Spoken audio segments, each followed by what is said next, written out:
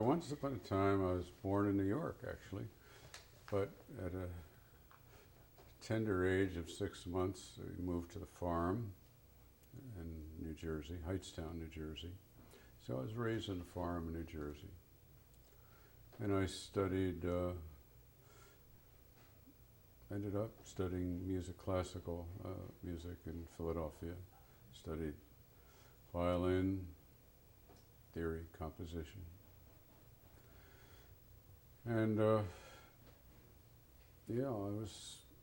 most of my life I was, I was interested in everything. There was a little, even folk down back in the 30s, there were John Jacob Niles. There were a lot of these strange folk artists, strange to some people anyway. So, but I grew up listening to classical music and of course pop music, Bing Crosby, et cetera, et cetera. Sinatra. I remember when Sinatra started in the 70s, sure. It was nice. So, I sang pop and I didn't sing classical, but I played and at some point I studied opera too. And at the point where in '52, I was drafted into the Marine Corps and was there for a while, and then I discharged. And then I started studying theater wing, and took courses at Columbia New School. And got involved, I was studying opera a bit. And singing folk music. Then of course the folk music, let me see, it was the 50s. You had the Weavers, you had the whole, what do you call it in the 50s, somebody's got it, what do you call the 50s, the beatnik. So I started singing at the coffee houses, the beatnik era, in the village. Sang at Radio City Music Hall, sang in the chorus, had solos. It was good. Did all kinds, whatever it took to make a living, And I was married and had a couple of kids. But my basic thing, I was getting very much into writing my own folk type music and singing my own music. And that's what I did for quite a while. At some point, I was going to start a club with somebody, or a coffee house, and that fell through, and I got my first job within the music field on the other side, which was managing the Village Vanguard, which was wonderful. That was 59, 60, 61, and that was a wonderful time. I started with Miles Davis, then Carmen McRae, Cannonball Adderley, Modern Jazz Quartet, Oscar Peterson. I heard everybody, and I got paid. It was okay. And from there, I went back to Radio City a couple of times for special shows. I got some good things there. I met my current girlfriend there, which I explained before, I haven't seen for all these years. And then I started to, I got involved with a marketing company that was producing shows for Ford Motor Company. And these were folk and jazz shows. Of course, folk became it was one of the popular music. It had a real upswing in the 60s. Of course, you had the Kingston Trio. I think probably the Kingston Trio was the first group, or first one who really popularized folk music. Was it John Dooley? Hang it on your head, John Dooley. and the Brothers Four, and Peter, Paul, and Mary, and you had, of course, Dylan had started, and he was singing Gertie's Folk City, and we had a wonderful folk reviewer at the Times, whose name I'll think of, who subsequently moved to the UK, and he's not alive anymore. I actually, when I found out where he was, because he hooked me up when I was singing with a young lady named Carolyn Hester, and we started to do things together, and for a little while. What was his name? Who was the folk reviewer at the Times? You don't remember? I don't. We had it written down. Yeah, we had it but we written. didn't bring. Like a Is it Rick Anderson? or No. And there was a good one at The Voice, but he was the dean of folk. He was. Well, I'll think of it. Yeah. So yeah. In fact, he took me to see Dylan when he was at Gertie's Folk City, which was then on the East Village. Well, it was. I think it was one block down from where the Bottom Line is or was. Some right in there. And yeah, it's quite something. And then he was discovered by Albert Grossman, and the whole thing, and went up and up. But the '60s were an interesting time, and when we did the folk and jazz shows, they were actually a marketing tool for Ford when they started the Mustang, and they wanted to get to the kids and have a youth movement then. So it was to be done only in colleges, and I produced about 300 college concerts. That was that was a lot of fun, and we had Nina Simone and Herbie Mann, sextet, and we had let's see, the folk people were not known. I know Ron Elleron was an Israeli singer. We had a Good Time Singers. There were quite a few people. We had Serendipity Singers, Roger Miller, Sherrod Shearing. I mean, there are a lot of Judy Henske, Modern Folk Quartet. Quite a few, East Coast, West Coast, all over, and it was a lot of fun. It was quite good. So then I think folk was vying with pop and rock, and they would, on the charts of Billboard, they'd one or the other would come up to the top. I think pop was still king, or I guess you call it pop rock. I mean, it was, when we think of those bands, Vinton, Anka, I mean, it was, we hear it today, it sounds like pop, but it was rock. Okay. Presley, of course, was still doing his thing, and some of the others. You had a lot of the, at that point, rock was doing, in the early 60s, you had your Fast Eight, I think we call it, your rockabilly. The two things, which was the Presley, Nashville, Southern dance thing, and you had your triple, da da da da da da da da da da da da da. There was a lot of that from the Detroit area, and Philadelphia, and all over actually.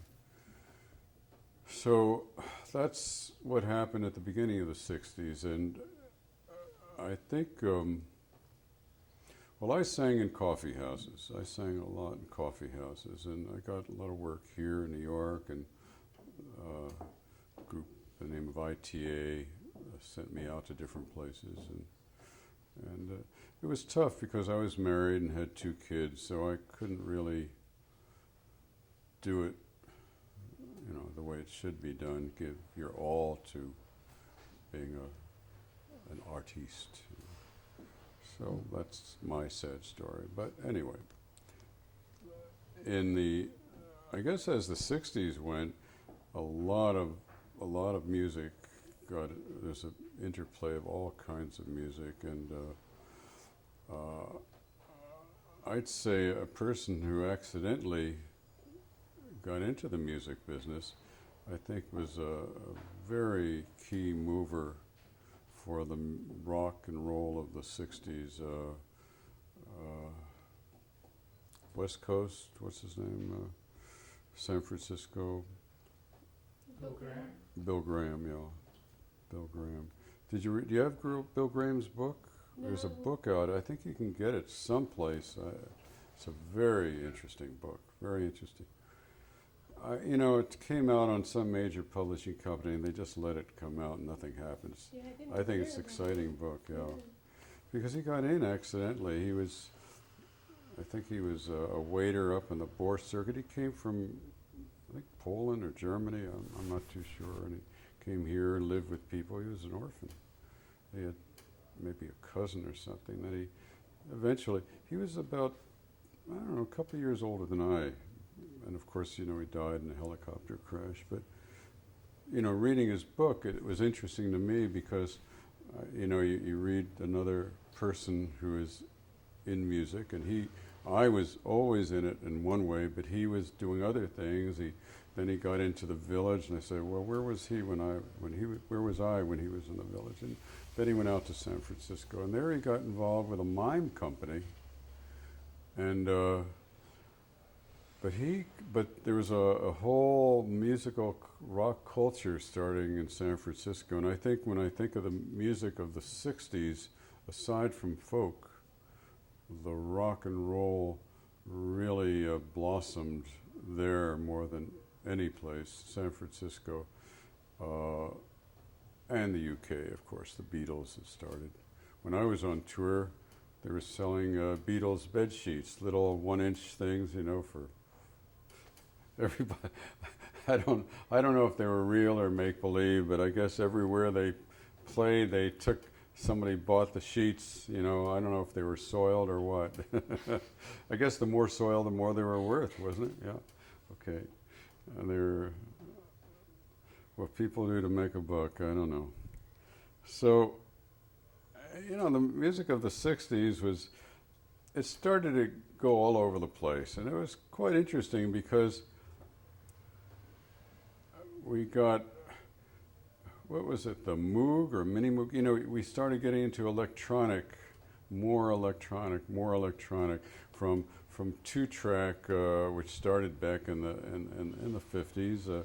You got the 4-track. The first, I think, Atlantic Records had the first 4-track recording equipment. Then there was 8-track. A&R had the first 8-track, and then 16, and then 24, and then now you can have 100 and something tracks. Of course, you don't even use that. But the technical aspect of music, I don't know, fortunately or unfortunately, took over. I don't know. I think at different times there are some nice blends, interesting blends, and strictly going forward from the analog to the digital.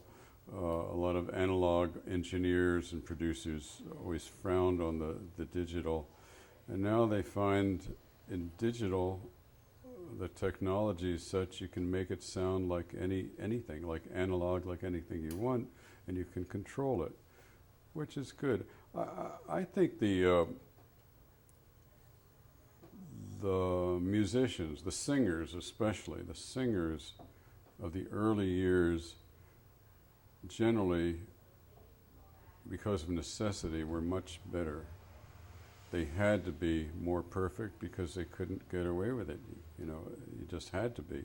Now they have so many ways of regulating tones and sounds and pitches that it's I don't know if it's a shame, but that's how it is. So the music of the '60s got very, very complex. The rock of the '60s, and there was still the folk interspersed. A lot of the folk I think it kind of died off in the mid, so I think about, I mean, Dylan went electric, and I think it sort of died off a little in the 66, 67, 68, and it was into the 70s. And of course, there were always new trends. Funny, even though the whole, like this British invasion of the Beatles and the Stones and everything, but a lot of their rock musicians started doing acoustic, started doing what we call folk or their own music with an acoustic guitar. There was a lot of that there in London, and maybe there was no cohesive music scene in the 70s, and so if there's an argument of where punk started or where the scene here started, did it start here? Did it start in London? I mean, there was always music there. There were always people, but nobody wrote about it there, and nobody cared. And they had, of course, they were playing in pubs, which everybody had to be out by 11 in the evening. So you had there was music played, but they didn't care. So when it started here, and which I don't know if it was all punk. This is 73, 74, 75, but it was new music. People were doing their own thing. When it started here, I think when Seymour Stein had signed the Ramones and brought them over to the UK, he was always back and forth between the UK and here, and part of his backing was from Phonogram, or his main backing, Phonogram in the world, and they put it out on ABC Paramount here. So he, I think, having them tour there, a short tour, was very smart, but it really woke the press up and all the bands up as to what they could do. What they say, hey, we're doing the same thing. So they were, except that it started to get acknowledged around 77, latter part of 76. And at that point, there was the name P-U-N-K, punk, which we called it street rock, but it became punk. I don't know who started it. Different people take credit for the name, but that's it.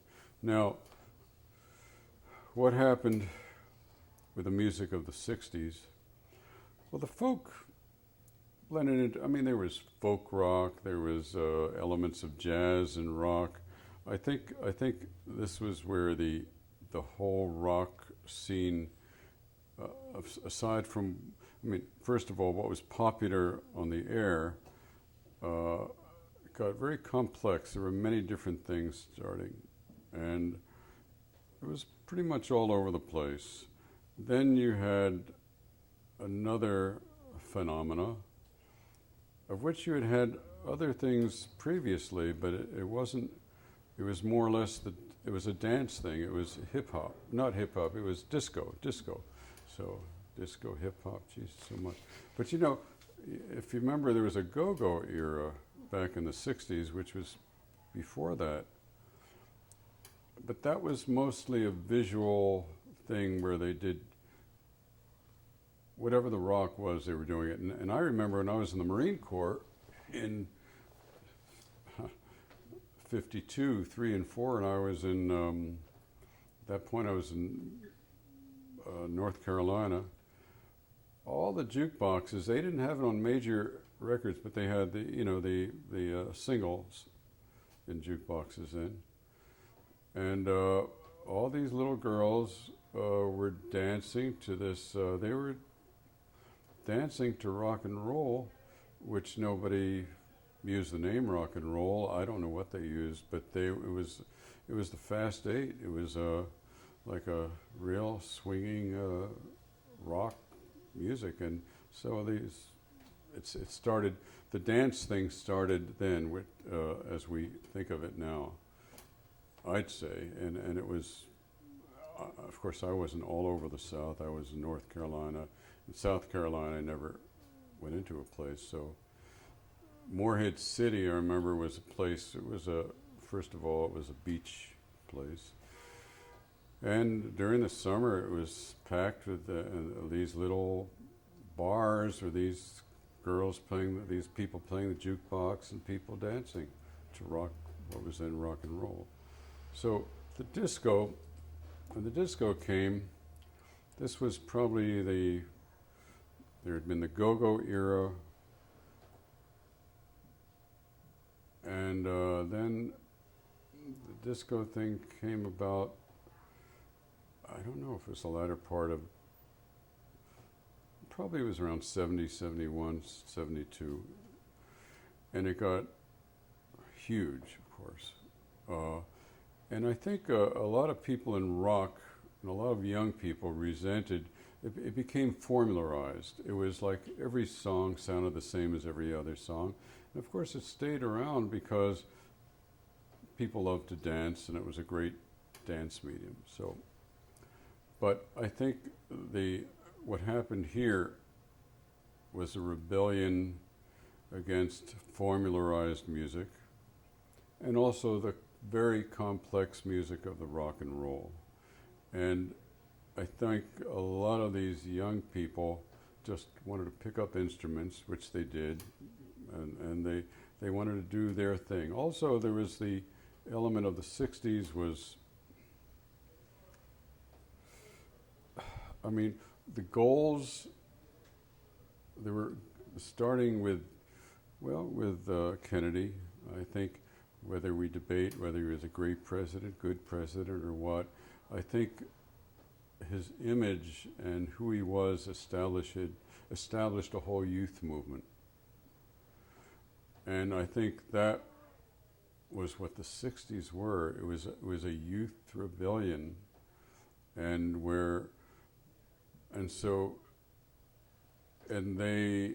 youth as a group of millions of people were having their say, and it was for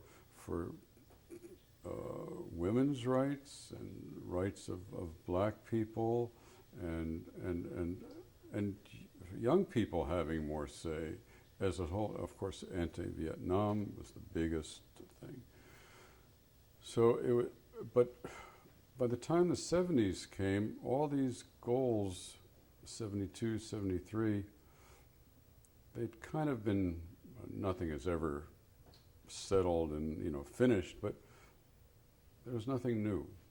And I think, I feel these kids wanted to do their own thing, and I don't think they were that interested in each other. They wanted to have their say, and I think each one, if you see what came out of here, each one was doing his own music. Talking Heads didn't sound like the Ramones, didn't sound like Television, didn't sound like Patti Smith or Blondie. I mean, of those four. And the Shirts, Dead Boys, there were a whole lot of things. Mink DeVille was doing his version of R&B, which was great, wonderful. So this was another, not a revolution. It was, I think it was, also we had a recession. It was kind of an interesting recession. I think the 70s were an interesting time because I guess we've thought of it, the years, as this in between the 60s, where the huge, revolutions and new things happening, into the 80s, where the yuppies, and then the 90s. But I think this point of recession, a worldwide recession, but here for about 3 or 4 years, it was nobody had money, but nobody starved. People had a place to live. Rents were so cheap. So cheap. I know the Television had a place over in East Broadway for $50-something a month. Talking Heads, little better off, had a place for $200 a month down Christie, I think at Christie Street. You know, they all managed. Also, there was I could see, and this was always happening through the 60s and 70s, is a lot of artists, painters, and musicians seemed to get very involved together. A lot of musicians came out of RISD. Talking Heads came out of Rhode Island School of Design. You had Andy Warhol lived up the street, and of course he was always, you know, the Velvet Underground and different people he sponsored. He also had Rauschenberg and Lichtenstein lived. So the Bowery was really a melting pot of art, all kinds of art. The Bowery Lane Theater was having reviews, of which a lot of the people came in here when we opened. It was a kind of interesting time. The music, of course, probably, I don't know, of necessity of people not knowing how to play. Maybe that's it. Because, of course, when I started doing Cbgb, Country Bluegrass Blues, I did some of that, but there wasn't enough of it around. And people who liked all this music, I mean, the Bowery was a place of everybody staggering around on alcohol and drugs and living in the flop houses up above here. And I think there were about 50, 60 flop houses on the Bowery, and bars like The Last Mile, Confidence, you know, good names. But, you know, they were very picturesque. I love in fact, I tried to buy it, the Blue Moon Cafe. I love that name. There was one up the street. The guy, he never had the guy who owned it wanted to get rid of it, never had a lease. The woman who took over from her uncle, just next to the Bowery Lane Theater, wouldn't give a lease to anybody. When my uncle died, he says, don't give anybody a lease. So that was that. Never bought it. Anyway. So the 70s. A lot of interesting things. I mean, a lot of the poetry that started in the beatnik era really was dominated. I mean, Patti Smith, when Patti Smith played here, she was a known poet. She had a following. The first time she ever played with a group, she played here. She played at Max's with Lenny Kaye, and then Jane Friedman, who was her manager. Well, she was friendly with, Patti was friendly with Tom Verlaine, and I think they used to have tea at Yona Schimmel's, which is still there. Geez, now they have a movie house there, so they're really doing well. That's good. But anyway, they came here, and of course, she was not discovered here, but she was signed out of here after being here 7 weeks in a row, 4 nights a week. And that was a very exciting time. But the music kind of was quite interesting then. As I say, not everybody was wonderful, but I encouraged them. I mean, what I felt, what I loved, is I loved to see, I mean, it just made it interesting that people, each group sounded like themselves. And the more they got music from within the group instead of copying everybody else, I think the better it was as far as I was concerned. Record companies didn't feel that way, but people like Clive Davis, Seymour Stein, and I mean Karen Berg at Warner's, who signed television, you know, they're different people, and it slowly became a very important, the punk, and then new wave, and, you know, then it just went on and on. Next question. So pull your vest down and just bunched up. Your vest bunched up a little bit. Just pull it down. But you don't. Yeah, that's it. That's good. That's good. Yeah, that's better. little advertising. So, talk to me a little bit about the club scene, like leading up to, you know, basically the folk. We'll talk about folk a little bit more later, but there was some clubs happening, and then you opened initially in '66. So tell me I about opened in what? 1966. You opened the first Hilly's, right? I opened club on 9th Street. Right. Yeah. Right. So tell me a little bit like about Club 82 and Mercer Arts Center and what prompted you to start your own club. Well, actually, I was producing shows in '65 for Gilbert Marketing, and I started with Ron Delsner, the Central Park Music Festival. And at the same time, I was looking for my own place, a club, and I had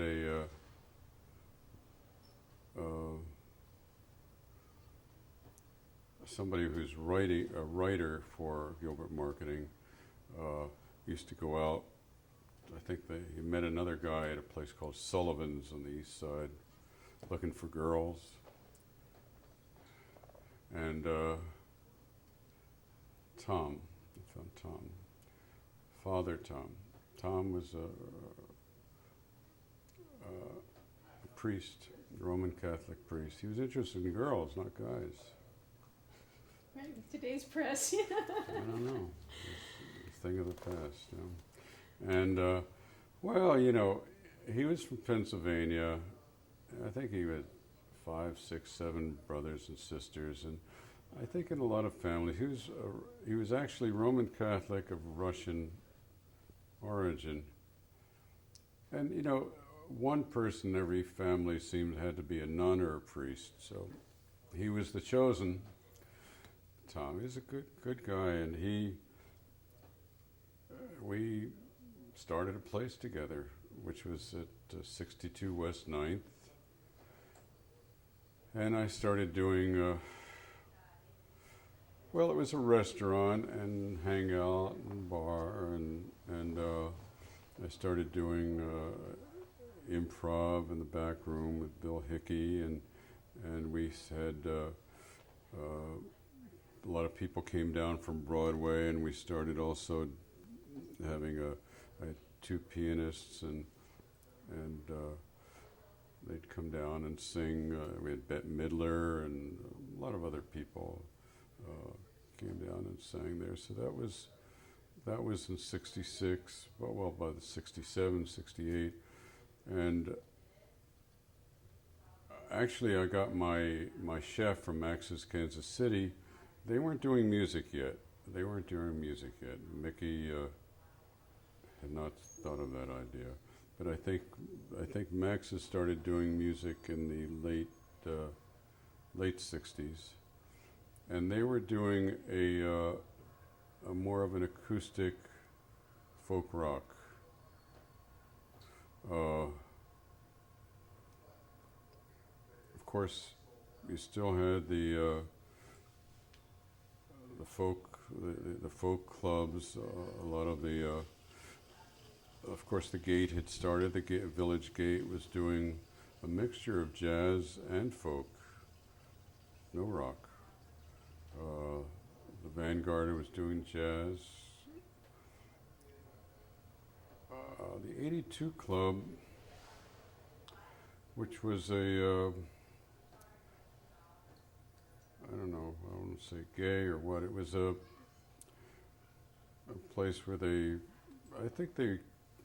I don't know if they were open every night, but on weekends, sometimes they had rock. It was mostly a drag. They had drag shows there. There was also a place in Queens that had things. And that was actually, well, the 82 had been going for a long time, but as a drag place. And then they started, I think there was the era when the glam rock started in the late '60s, and that's when they started doing rock there. And glam rock, in fact, somebody, even when I opened here, there was Eric Emerson and the Magic Tramps. I think it was Magic Tramps. Eric was wonderful. Eric was very good. And there were a lot of the New York Dolls. Now, New York Dolls never played here. There was a few people had gotten together and they started the Mercer Arts Center. And that was a wonderful place. I mean, the Dolls, I mean, different people. I think the MC5, I don't know if Iggy ever played there, but different people. I assume the Velvet Underground played there.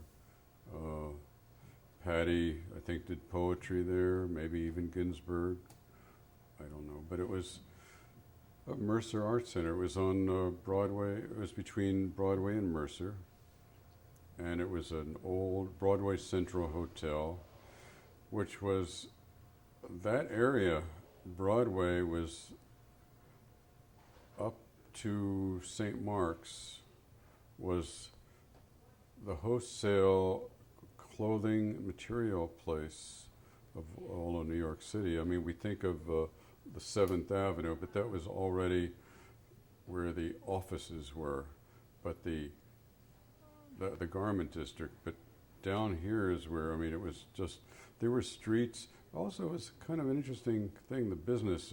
There was one block, I think it was Duane Street, where only wholesale shoe companies, the whole street, wholesale shoe companies. Up around Astor Place, wholesale hat companies.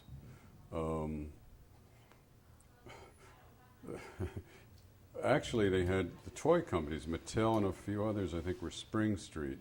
I mean, you know, they all went into their different areas.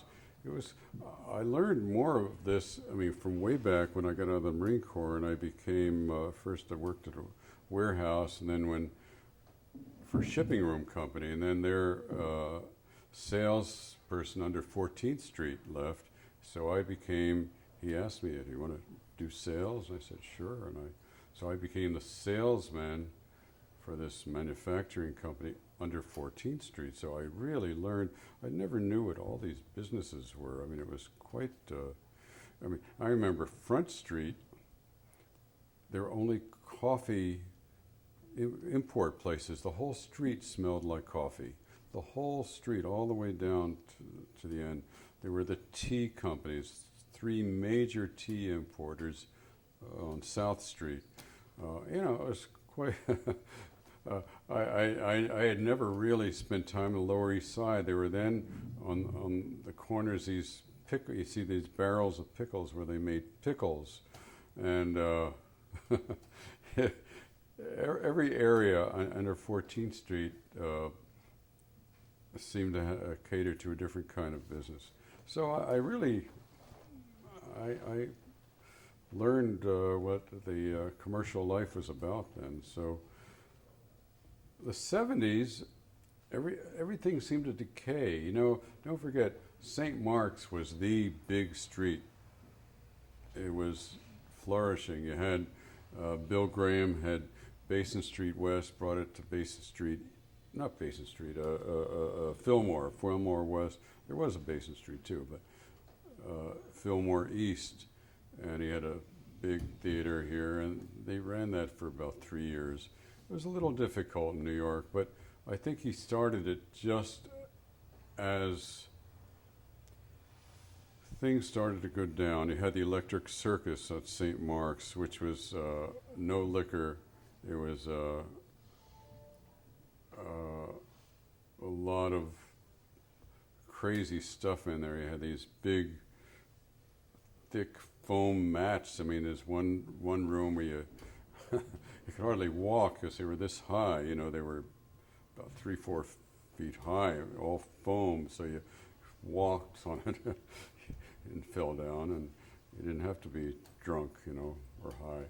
But that was, and they had, I think, a couple of the Angels, Hell's Angels, Sandy and a couple of the others were doing trapeze things there. It was quite a, Jerry Brandt owned that place. It was a good idea, and I think he started 3 or 4 of them around the country. But, you know, things fade. It's very, very difficult to operate clubs and make them last and keep the integrity. It's just very tough. So eventually they went. That went. The Fillmore East went. The one we're talking about, the Mercer Arts, one day, actually, after I started, one day it collapsed. At night, the whole building fell down. It literally just fell down. Nobody was there, nobody got hurt, and that was the end of the Mercer Arts Center. So that made when I started, Mickey was in the midst of selling Max's Kansas City to Tommy Dean. And so they were closed for quite a few months. In this city, sometimes it takes a while. It's very difficult. So when I started doing new music, new rock, they hadn't opened. They, I think, reopened in the fall of '74. Not the fall, the late fall, probably early winter of '74. And then they started doing what they were doing, which was a nice restaurant with these little steaks and chickpeas and everything. And Mickey had started this little club upstairs where they were doing music before. And so I think Tommy Dean made a little bit more of it, and they started doing the kind of music I was, which we later called punk. What about, because you first started on 9th Street, and then you came to the Bowery, and then you went to 13th Street. Right. What prompted all of that? Well, at 9th Street, I had 2 years in hell. The first 2 years, I had to give up the Central Park Festival. He paid me out, Delsener, because I lost so much money. I never owed so much money in my life. And I was just determined to make it work because I liked what I was doing and I thought it was good. And I did. So it was like 2 years of working around the clock, literally, and it did. It worked. And after 2 years, probably by the end of the third year, I was starting to look for another place, and I saw what was happening in the East Village, which was there were 3 or 4 art galleries, and I knew artists were living there and different people, and I looked for a place, and I found this place, and so I opened it. Bought it for very little. It was an old derelict bar. And I didn't refurbish it. I just cleaned it up. I rebuilt. I kept everything, everything that's still here. The bar as it was. I think it's the bar, basically that's it. The rest I gradually changed around. And I kept it a lot of wood. I kept it as real as I could. I felt that's how I envisioned it. And I was going to do, at that point I was doing an artist's bar. And I had it was a very tough time. That was '69. And I was going back and forth. I finally was losing money here. And so I had to sell 9th Street to get out of the hole. And then I had this place for a while, and I was having some problems with the junior mafia, the kids. I was throwing people out. And the people on the street. I finally decided to go back to the West, and also my patrons from the West Village didn't want to come over here. They didn't like it. I had some artists here, and it was okay, and we had ping pong tables and pool tables, but it was very difficult. So at one point, I got a place over on 13th Street, closed this up, paid the rent. I was paying, at that point, $600 a month, so good old days. 23,000 now. So anyway, I went back to 13th Street, and I decided to start country bluegrass blues there. And I booked bands in for the week. I know there was let's see, Old Moon, New Moon, or something from upstate. There were different bands that I found that were kind of bluegrass, mostly bluegrass and blues, and it was starting to do pretty nicely. And the better it did, I was having a lot of problems with the people on the street. There was a councilman lived there. I don't know. There were a lot of officials. I think there were 3 separate officials: a state senator, a judge. They didn't want me there. I was there. There's another wonderful place, Reno Sweeney's, which a lot of well-known people came out of. Melissa Manchester. I don't know, just loads of people. And then across the street, Malachi McCourt opened Bells of Hill. And there they started to have music after a while. And all 3 of us were literally made to leave by just, I mean, they got the police, and the police are very nice, 6th Precinct, but, you know, they had their duty if they were told to do what they had to do, and they gave tickets. And I didn't, I mean, there were noise complaints when there was nothing happening, so, you know, it was harassment. But the different important people harassed, and that's how it was. So I decided, okay, I'm going to come back here, and I still had the lease. I didn't pay rent for a little while, but he let me have it, and very nice landlord here then, very nice. And I fixed it up, and I started to do everything here. And that's really when I started. That was December '73, and I started to do country, bluegrass, blue over here. But it was not the same. Doing it over there, it was the West Village. I mean, it was, don't forget, that was part of the whole folk scene and everything. So I couldn't move them over here that much. I mean, I had, there were certain bands, the Wretched Refuse String Band, there was Ellie Greenberg. The first band, I think, was Con Fulham, a really good band from Maine. I mean, there were different, and a lot of folk singers, and it was hard. And, you know, gradually I put in a couple of friends. Jeremy Steig was a jazz flutist, and I put in another one, this one, then a rock. There was a band called Squeeze before the Squeeze from England came in. In fact, I think Curtis knows the guitarist, right? You know, yeah. And the lead singer I knew used to be a kid, and he used to, John Hendricks from Lambert Hendricks and Ross used to bring him up on stage to scat with him at the Vanguard. So he was the lead singer. And then there were other, you know, gradually we're just doing a mixture of everything just to keep it going. And I was driving a cab, started to drive a cab, and then I got a truck. I had to keep it going. I mean, the rent was then $700 a month. You know, that's a lot of money. So, and I was living in the back. I had no money, so I lived in the back. I did household moving. I moved.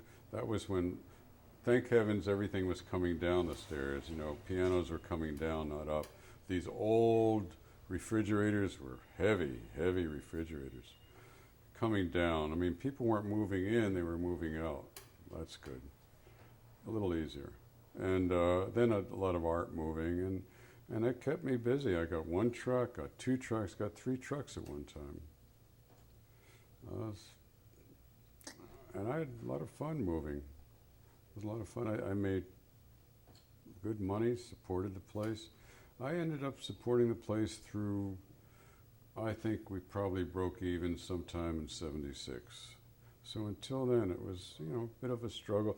But it wasn't a struggle. I was doing okay. I mean, I got moving jobs. I'd talk to people, get friendly with them, and one would tell another and another, and it was great. It was fun.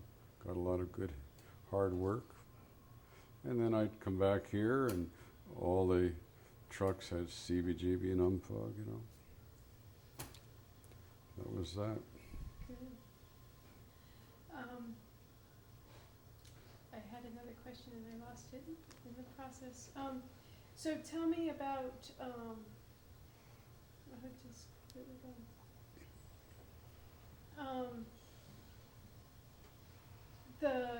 The variety of music. So Squeeze was kind of your first rock and roll band.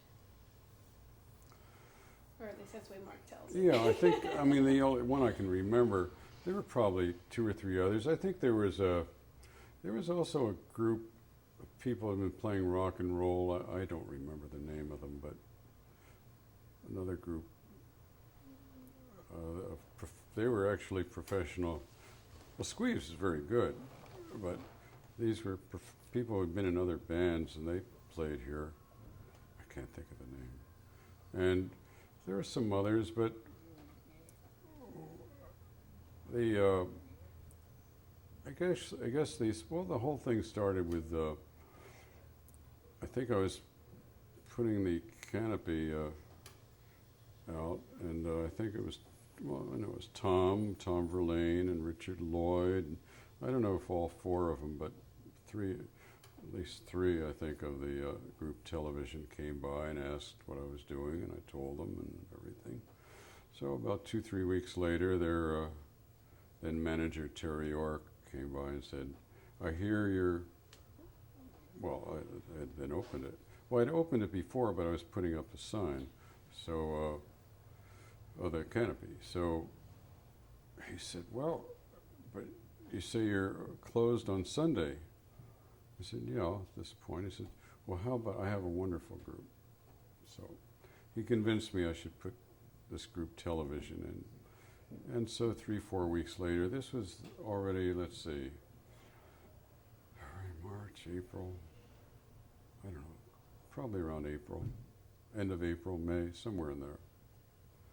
I put Television in on a Sunday. Charged $1. All their friends came. I don't know if we took in $7 or $8 at the door. I don't know. But to me, they were horrible. Well, first of all, my equipment wasn't wonderful. And they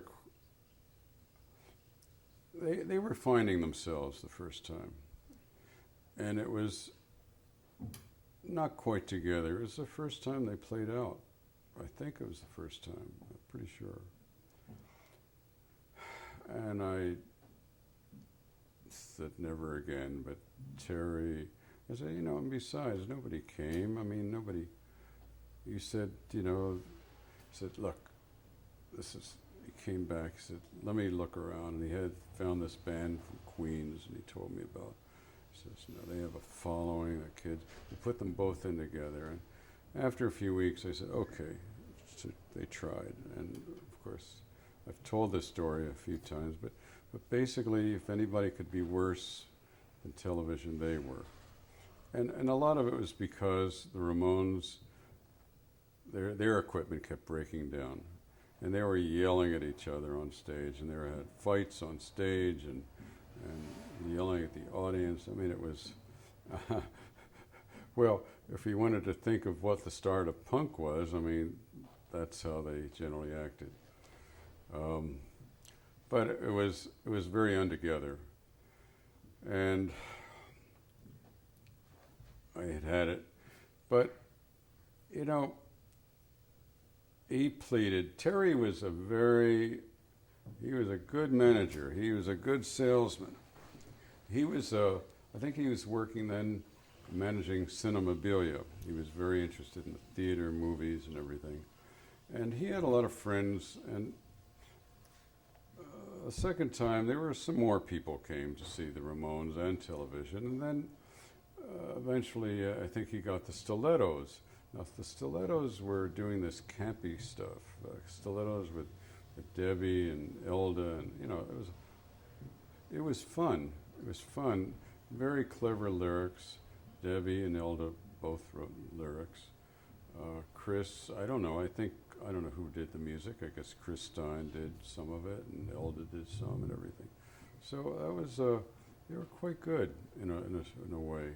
Very garagey, what we call garagey, but quite good. The girls are good singers, 3 of them. And then there were more. He got this, and then others started.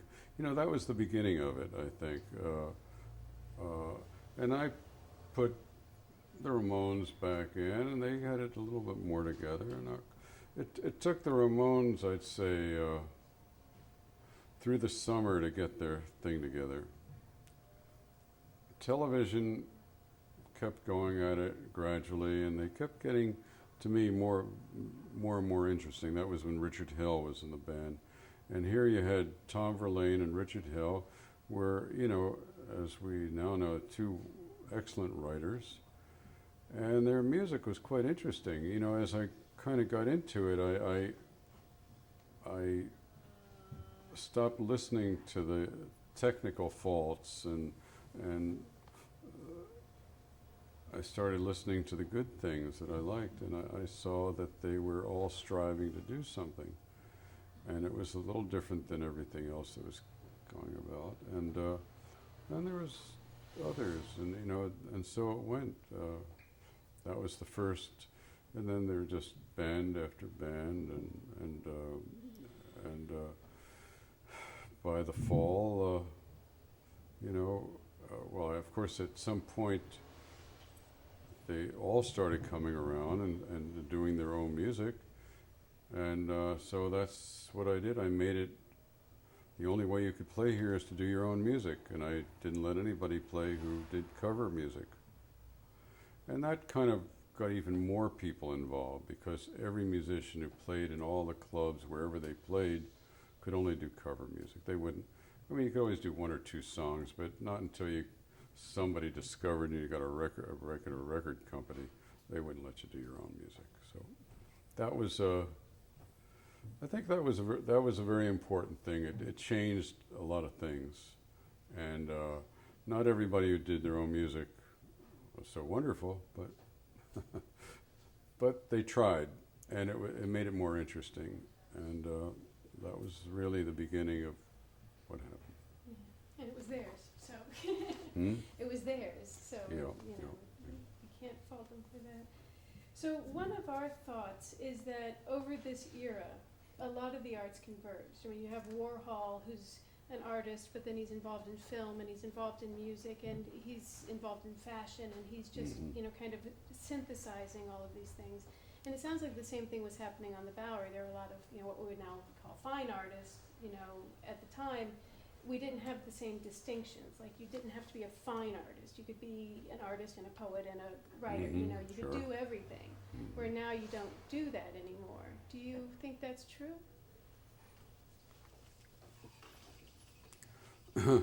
30 years later, there have been so many things have evolved in so many ways. I mean,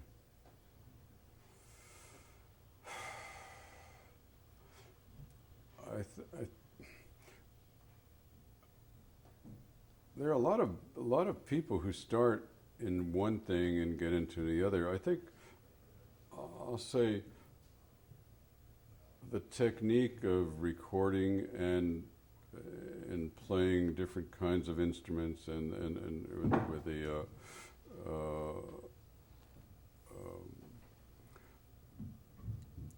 it's changed and it's evolved so much, where at first you got into this hard punk and metal kind of thing, not old-fashioned metal, but and then you mixed acoustic and everything. There were so many mixtures, so it always became mixtures of different things, and then of course the hardcore area started with where there was punk, double time punk. Got even more energy. And you had the new wave, which was we started dancing to the B-52s, and I don't know, the music stayed pretty non-complicated. There were just different aspects caught on, and I think more than in this country, I think the British radio and British rock publications gave credence to all the new things, and it was easier for a lot of the new labels at that point to start. Rough Trade, there's so many in the UK, and so a lot of what started here became bigger over there, much bigger. Another country that really helped new music was the Netherlands, mainly I think because there was a radio station on a barge. Netherlands, I don't remember the name of it, but it was very famous. It was a pirate radio station that broadcast new music to Europe and to the UK, and that was a Netherlands broadcasting. It was kids from Amsterdam and, from Netherlands. And they really had a lot to do with new things coming alive and helping new music.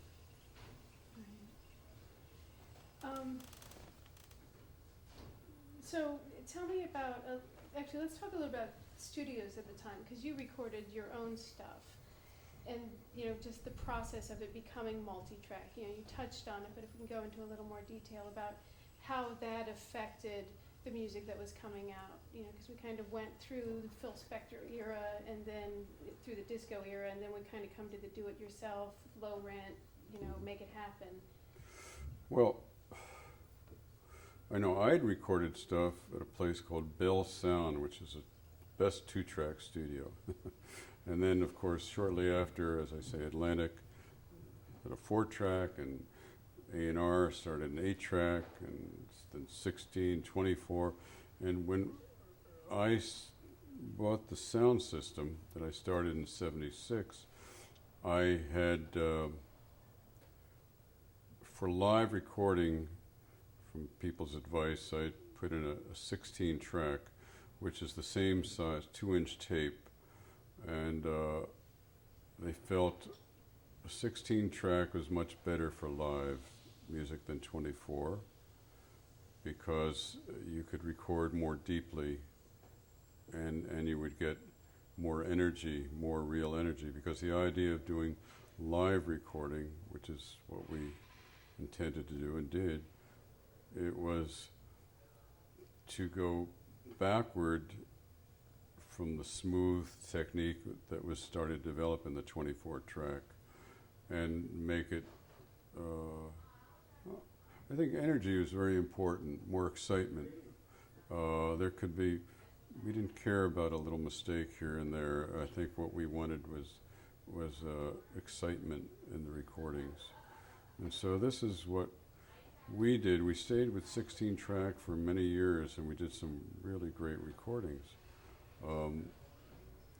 And different people recorded. I don't know where they all went and everything, but they did, and they put them on their albums, and so that's what we did. But with the 2-track into the 4 into the,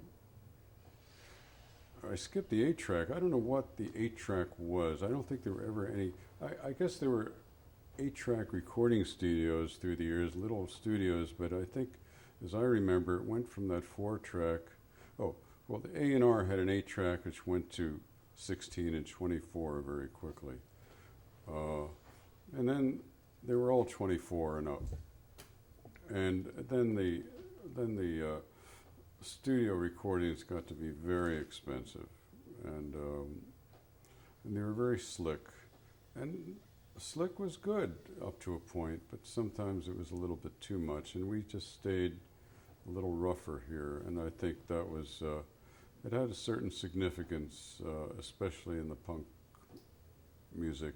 And I think for originality, it gave it more character, because sometimes you smooth it out, it loses character. And so that's, but the whole recording business is changed. Right now, all the big recording studios, I mean, a lot of them, most of them, and people do it in their home. Musicians can do the same thing on digital recording at home. They do it with computers.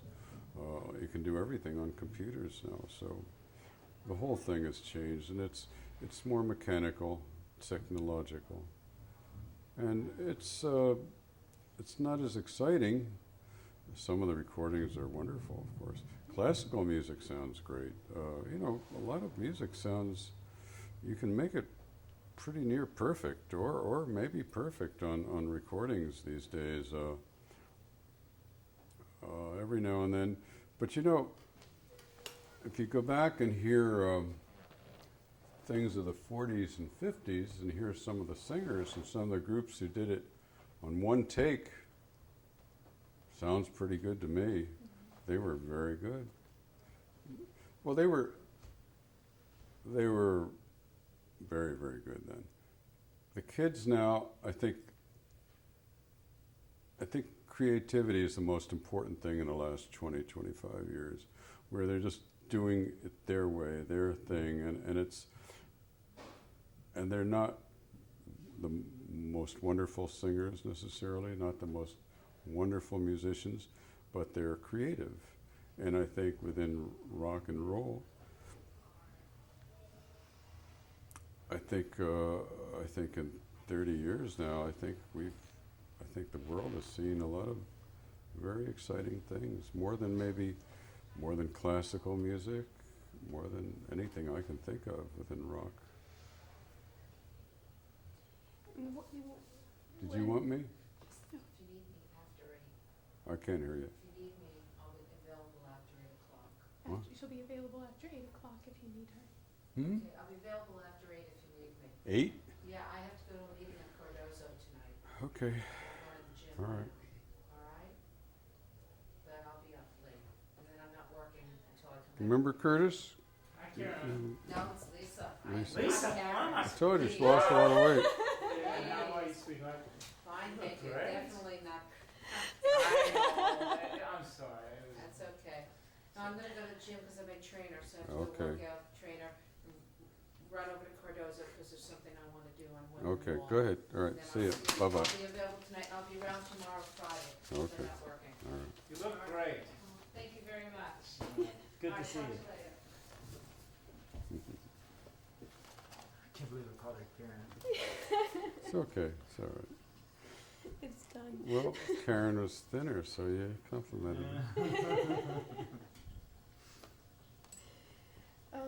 So what was your feeling or any thoughts about like the engineers and musicians, especially in the recording sessions of the 60s? A lot of them were very high caliber musicians that were playing Broadway, they were playing clubs, they were playing studio sessions, and that doesn't really happen as much anymore. No, I guess a lot of the musicians who played here are now playing Broadway. Some of them are. Yeah, there are quite a few actually who are on Broadway. No, I don't know what they're doing. I think, I tell you, that really the bad thing, and I'd say it's in the last 7, 8 years, maybe 9 or 10 years, I think the hip hop was a very, don't forget, all right, let me go back.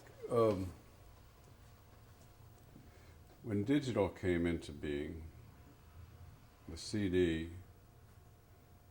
for years and years, the record labels re-recorded every single thing they could find that would sell.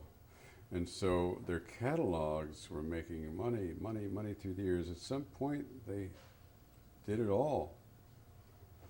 All right, hip-hop came along. Hip-hop was the most inexpensive thing happening. A lot of it was done on you know, machines, computers. It required very little. Also, it was played initially mostly on black radio. To get on black radio cost comparatively nothing as far as marketing, promotion. And black radio was willing to take almost anything new that was interesting.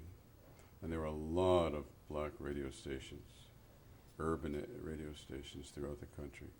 And I think they supported their own, and the record companies catered to them. All of a sudden they stopped trying to nurture rock bands because it was too expensive, and they did what was cheaper. That's my feeling. And I understand why they do that, but they completely excluded rock and roll for a few years. Actually, at the same time, even though a lot of the independent companies faded, there were still a lot of bands. Everybody, every kid started playing rock and roll. They just more and more and more and more. And I think in the last couple of years, they've been forced to get back to it. I think there are a lot of people who work for the companies and wanted to, but you know, money rules, and right now, of course, they're in a terrible way. It's in a bad way. Of course, the manufactured band, pop music, took over for a few years, and some of it was nice, very nice music, but that was the key. Some of the music, well, I think is crap, but sure people think some of the music comes out of here is, which it is, but these are new people. I'm talking about some of the big names.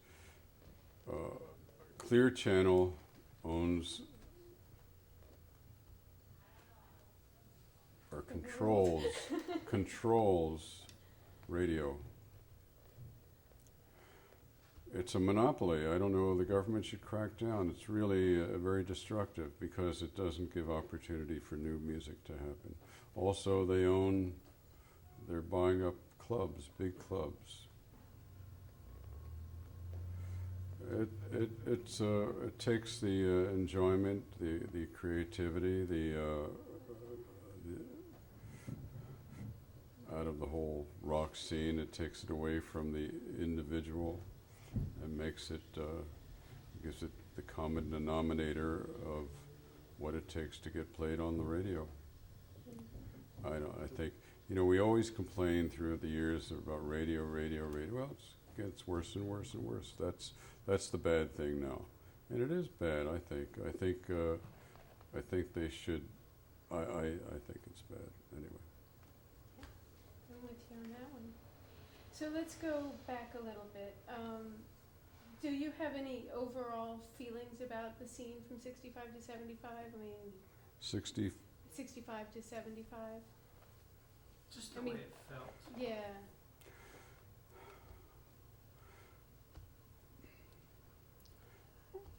Well,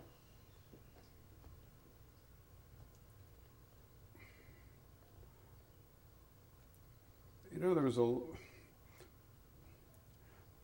I don't know, I have a lot of overall thoughts. I don't know, it was, you know, when I think of every era of any 5-10 years, there are always changes. There are so many changes that take place at any point in 10 years in music. My God. I mean, from 65 through 75, when this whole punk thing started, new music, from 65, I remember traveling throughout the country. I'd say 2/3 of every radio station was playing country music then. I don't know what it's playing now, but that's what it was. that's one of the reasons why I thought, my God, New York, and they're not putting out all these country music. Well, I didn't want to do Nashville country, but I mean, like a lot of friends, a lot of people who knew much more about what was happening within the music field than I, they were interested in bluegrass. They used to go to these bluegrass conventions. They used to go to there were still these blues places here and there, you know. And there was a lot of that underground happening, and that's one of the reasons why.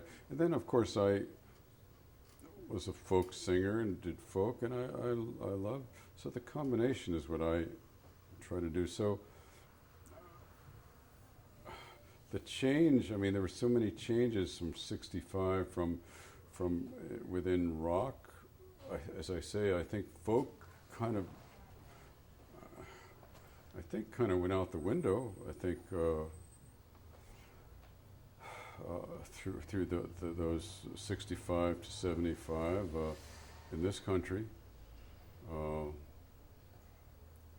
rock changed in so many ways. I mean, from from the complex music, from the disco to and of course the bands that were celebrated, the San Francisco movements. There were a lot of interesting things.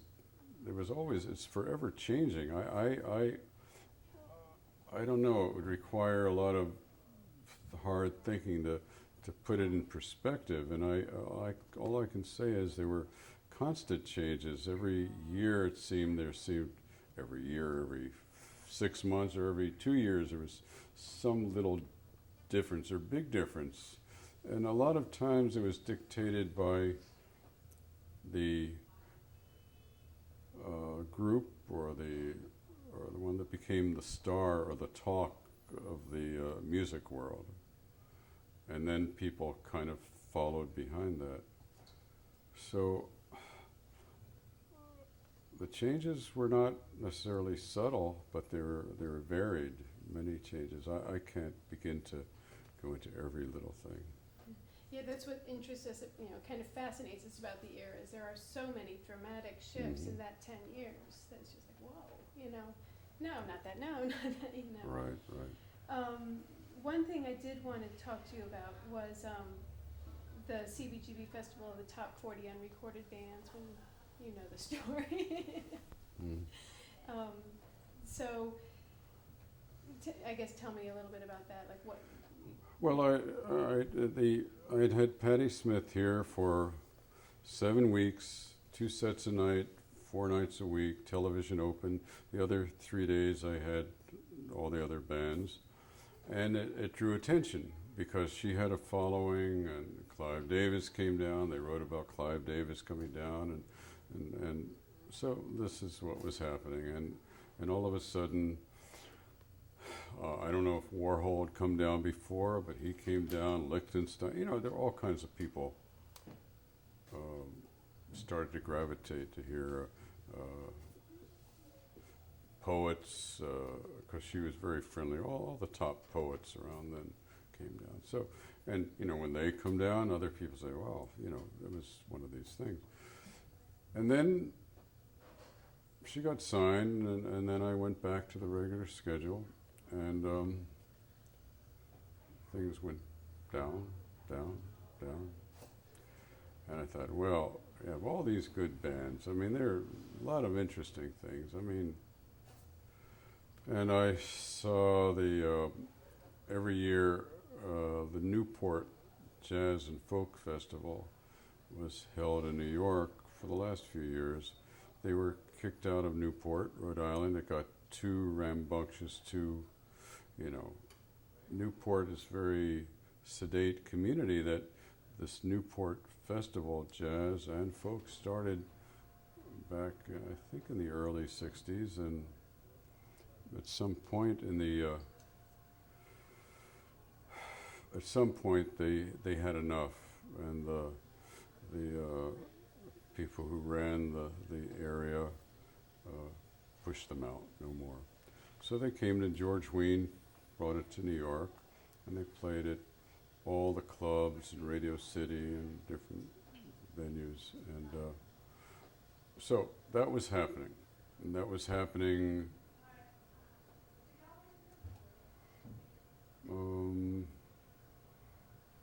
the end of June into July. I don't know. It was a big, I think there were 2 weekends. I think there was first the jazz and the folk, or the folk and then the jazz, whatever it was. And so I decided, made a list of all the bands that played, and I figured I'm going to get the best bands, and I'm going to give it a title, and I'm going to have a festival. And I'm going to, I have to get attention for these bands. So I took in huge ads, and I took it at the time that the festivals were going on, so that everybody was in town, all the writers, everybody was in town going to these concerts and getting the Village Voice. I couldn't go. Village Voice and the Soho News and the Aquarium, those 3 papers. Big ads, bigger than their ads. And people read, they say, top 40 unrecorded New York rock bands and all these names. They never heard of them before. And so a lot of people stayed over, a lot of the writers stayed over, and they came down. And that's how the word got out. And the Ramones played. Patty didn't play. Patty was signed and rehearsing for an album at that point. Television played. Talking Heads played. The Shirts played. Make DeVille. Ramones, I said, Tough Darts. I mean, they all played, a lot of other bands. And I had them each play twice so they could be seen twice, 2 times, 1 week and then another week. Anyway, so, and it was quite good. It worked out very well. So there was a lot of people started writing about it.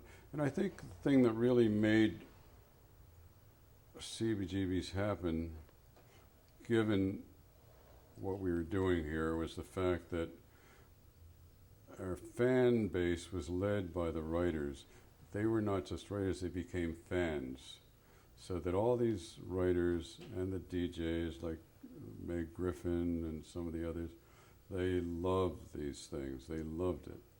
And they started writing, and they hung out. Wolcott hung out here week for months. I mean, all that for, I don't know how many years. Different Krystal. I mean, they all came. John Rockwell. They all came down, and the writers from other countries, NME, and there was a French radio guy came down all the time. There was a Danish radio. There was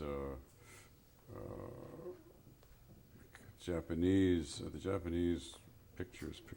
They were always here, and in South America, a big Brazilian TV company came. I mean, this is what happened, and even local TV did little spots. That's what happened, and so that's really. Then it was just a matter of. It was a matter of keeping it together and booking and making choices and trying to do the best I could. So that was it. Cool. So then working back, I've got 2 more things I want to cover and then you're done. I got some stuff to do. Yeah. One is, I know Curtis wanted you to talk about the opening night at 13th Street because you had the hayride and the animals. Gee, you remember that. I forgot about that. Yeah, well, I was doing country bluegrass blues, so I got animals. I had in the little check room there. Well, it was big, yeah. I think I had a couple of pigs. In fact, a pig got loose and they couldn't, it was under the tables and everything. But I don't remember the animals, but I had a few animals. I might have had a goat, pig.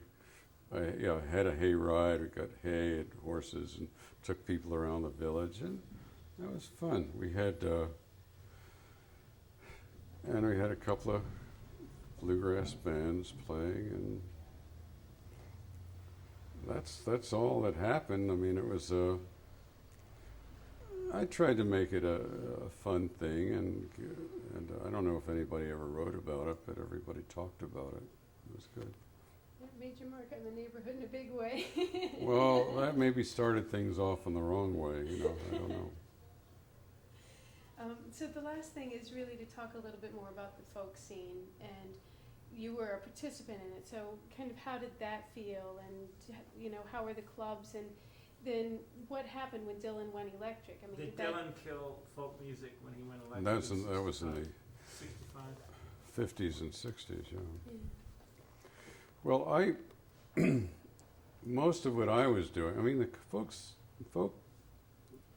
as I remember, I think the Kingston Trio, I think they started in the late 50s, if I'm not mistaken. Then I remember it was them, the Brothers Four, the Limelight, Peter, Paul, and Mary, plus Joan Baez and all these things, and Dylan. Of course, there were coffee houses. The coffee house scene started in the beatnik era, and they had Calypso. Of course, Calypso, we forgot about that. Jesus. Belafonte. Calypso, of course, then it became reggae, which is different, but Calypso got to be very big. There were also so many folk idioms. I mean, also there was folk music from other countries, and don't forget in the 60s, it was more of the pop music, but when Never on Sunday came out, at one point we had 7 or 8 major belly dance, I mean, really chic places where people came to dance or whatever they did. I could never afford to go at that point. Those are the elite places, Fifth Avenue, all these places. Yeah, that was a whole different club scene, and of course, some of the Greek music generated around the country, around the world, became. But I think there was I think more in the pop, probably European and other music, kind of came into being for the American public. Folk music just, there was a wonderful program, wonderful program. I think the music consultant was Freddie Weintraub, I think. It was called, ABC Hootenanny. Did you go back that far? And that really stimulated the whole folk music. That started in the 50s. And I think that was, what made that program was the video operators. They took, aside from the performers, they took wonderful pictures of you could see these young people or older people just loving the music, and they were really, I think the video people who shot the video were artists, and that helped the folk scene, because that was a great program, and I think it influenced a lot of people into the 60s. We think now the only thing we remember is American Bandstand of rock, but I know a lot of people who love that program. I don't know how well it did or what, but people talked about it. They always watched it. And of course, that hootenanny thing they brought into their, camps, and, it became a thing for young people to do. So folk music became part of what you do in camps, to sing traditional folk music, new folk music. It was acoustic, so it's easier to manipulate than rock. But right now, by the way, talking on television about a camp, one camp, I don't know if there are more, started in Georgia, where it's called a punk rock camp. Kids, parents have their kids there, and they get bands together. And it's very good because it teaches people to get together. They choose each other, bass player, guitar, this, whatever. And they come together and they write music and they start a band. And they start different bands in the camp. And then they have a big celebration at the end of, I don't know, a month, because then they have more, or 2 months or whatever it was. And they showed the parents with earplugs, they play loud.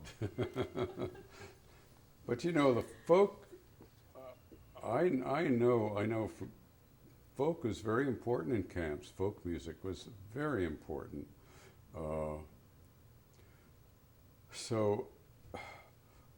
And it was also in the parks, when people could just take the guitar out in the park and play for each other, and they'd make up their own music, and that was folk, because wherever you came from, whoever you were, it was part of you. So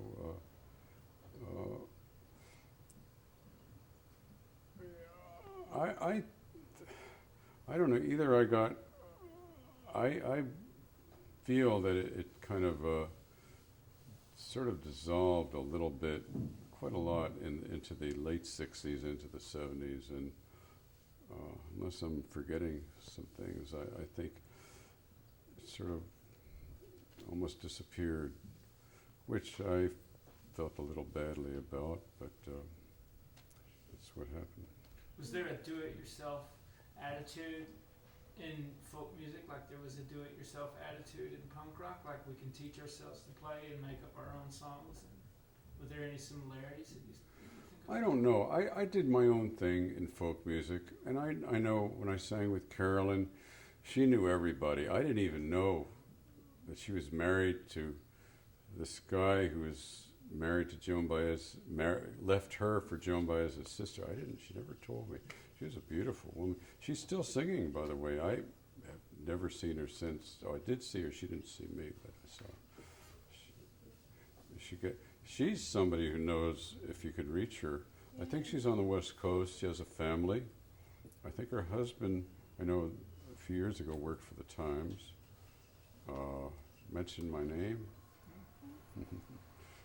So we can cut, huh? Yeah, just, do you think the folk fading had anything to do with Dylan going electric? Do you think, like, the folk scene reacted to that, or that was more? I can't say. Yeah. I don't know. I think electric became new. Technically they made guitars with better stuff, and there were more gimmicks as young people get, you can buy this little thing and that and make another sound and another sound. See, that's what does it, especially with young people, or anybody who plays, hey, let me try this fuzz box. I mean, where there's so many things, little gimmicks that and look, music is about different sounds together. I mean, it's about notes, it's about tones, but it's about different sounds produced together. So I think it's natural that things evolved. And then sometimes it comes back a little and things get simpler again. But I still play acoustic guitar. And in fact, I started to play and sing again. Late in life, I'm getting a little hay fever. I never had it before, so I lose my voice a little. I was actually asked to play in a festival, Wilmington, North Carolina. But I thought, I don't know. I better start singing a little first. So. You gonna book yourself here? You gonna book yourself here? I've never played ever at Cbgb's or the gallery, except I recorded stuff, but never. I don't know, one of the guy who books says he'll book me at a couple of places maybe, so not here. Well, this is not what we do here. And I don't know, I was really good. I was very good, and I want to be good again, and also I want to do what people like. Don't forget, I may sound pretty good or some nice songs, but people don't always like what everybody does. You know, look, I mean, I listen to what people say about this band or that band, and one will love this band and they'll hate another. I mean, some friends of mine, they'll hate some of the best bands. They say they're terrible. How can they say they're terrible? I mean, they're not to their taste, but they think they're terrible. So I'll see. Maybe by the time I'm 80, maybe, I don't know. Well, that'll be the current fad, you know, 80-year-olds getting together, you know.